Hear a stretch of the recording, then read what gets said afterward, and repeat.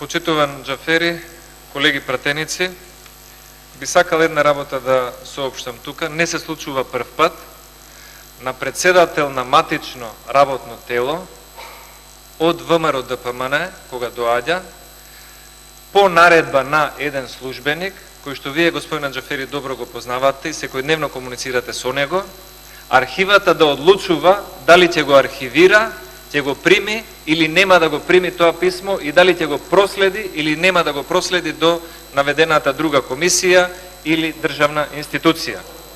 Во случајот се работи за класичен пример на злоупотреба и прекршувањето на деловникот, каде што некој неовластено го подпишал извештајот за ребалансот за буџетот, каде што според деловникот пишува дека единствено може да го подпише председателот на Комисијата за финансирање и буџет.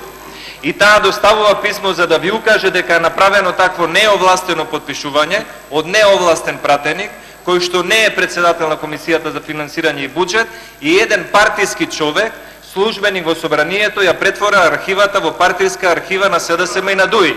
И вика дека не сме тоа писмо да се архивира според негова желба. Тоа е грубо прекршување на деловникот и еден службеник се става над политичките партии, еден службеник се става над пратеникот и председателот на Комисијата за финансирање и буџет. Не сме службеник да крши деловник. Не сме службеник тука да биде партиски инструиран и да се поставува над пратеникот и председател на Комисијата за финансирање и буџет. И затоа, додека не се рачисти оваа дилема, како координатор на пратеничка група, барам 1 час пауза. Благодарам.